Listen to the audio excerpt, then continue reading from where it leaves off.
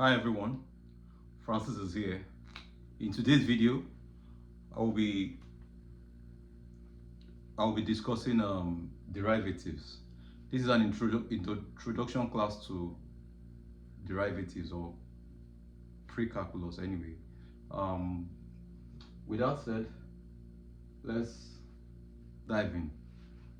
In the board here, I have three examples we'll be looking at. Here I have a function, a linear function, y is equals to x squared, x.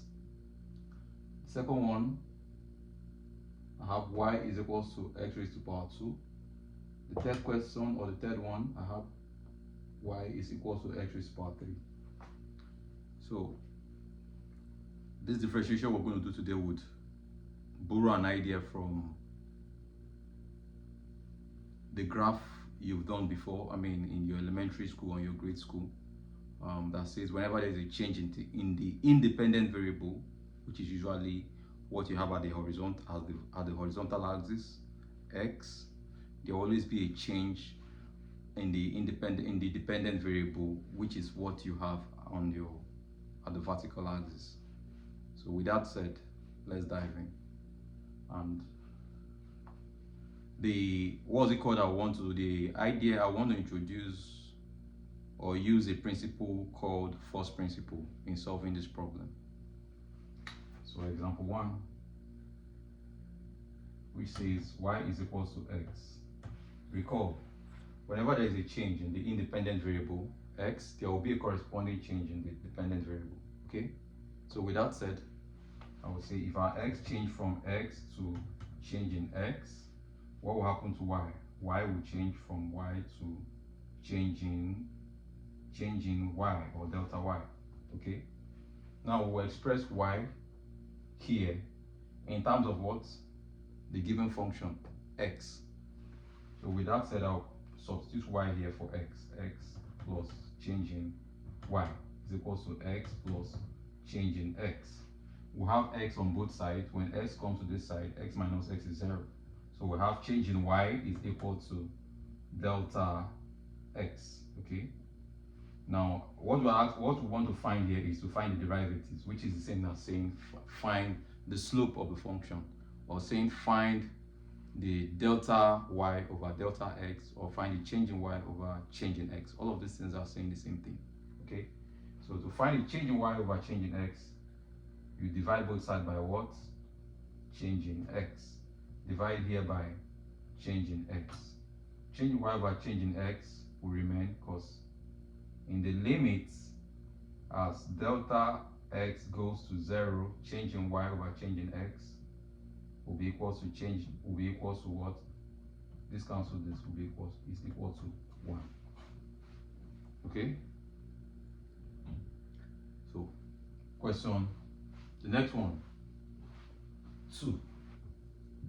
Example 2. Here we'll have y is equal to x raised to power 2.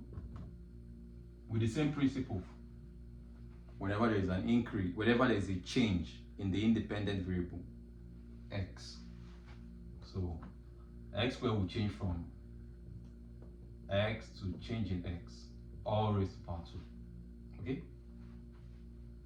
What will happen to the function when that changes? It will also change to y plus delta y. Now express y. Let's express y in terms of x. Here, our y is equal to x squared. So put in x squared plus change in y is equal to, this is the same thing as x. This is the same thing as x plus change in x into bracket x plus change in x. So we fold this, or we distribute this. Okay, we distribute this. When we do that, x times x is x squared. X times change in x will have plus x change in x. X plus x times change in x will be x change in x. And when I add that to this, it will become 2x change in x. Change in x times change in x will be plus change in x raised to the power 2. Okay. With that said, we have, take a look, we have x squared here and x squared on this side. So when x squared moves to this side, x minus x will have, that will be 0, and we'll have change in y is equal to, we'll have on the right hand side 2x change in x plus delta x raised to the power 2.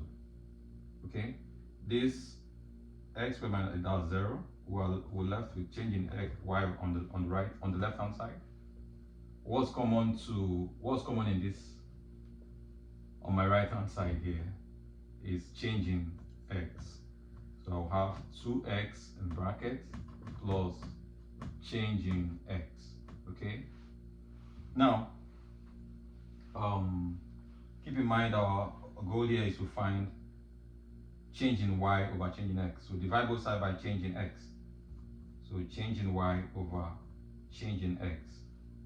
Okay, and change in x can be as small as, it can be as big as. So we say limits as change in x goes to 0, change in y over change in x. Okay, whenever will be equals to, change in y over change in x will be equals to. Okay, if I do the same thing, divide both sides by change in x, I would have change in x cancel change in x, that's 1. 2x will remain, change in x will go to what? 0. So if change in x goes to 0, I can say it might be going to 0 in the negative side, going to 0, however small or however big, but in the limit, change in x, change y by change in x, as change in x goes to 0, this will become approximately, okay, we'll change it to approximately. So this will become approximately equals to what? 2x. Okay, 2x. Yes. So let's take the third one. The third one, which is the third question, which is y is equals to x raised to the power 3. Okay. Using the same principle, if we do this, use the same principle, we'll have x plus delta x raised to the power 3. If x changes, if our x changes from x to change in x, we'll have this, and then our y will change from y to change in y. I'll spare you all of the. Then, well, you open up the bracket. We'll have x plus this, x plus change in x, x plus change in x, times another x plus change in x. Okay. Mind you that you distribute also express y in terms of x here. So this is what we'll have: x plus change in x, x plus change in x, x plus change in x. Okay, so I would leave this here for you to solve or complete. But at the end of the day, when you solve this and you're sure you did it right, what we would have at the end of the day will be change in y over change in x, which I can also write as dy dx, taking limit as change in x goes to 0, our dy dx will be equals to 3x raised to the power 2.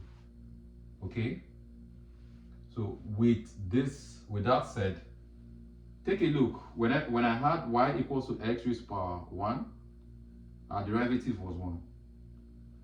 Take a look and see the pattern, observe the pattern of what's going on here. Observe the pattern.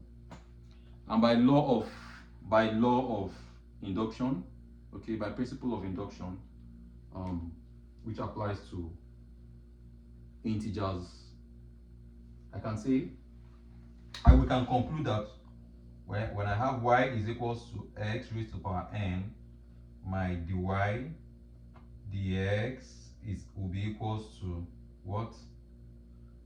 what I have at the power will multiply n, will become, it will be n times x raised to power n minus 1.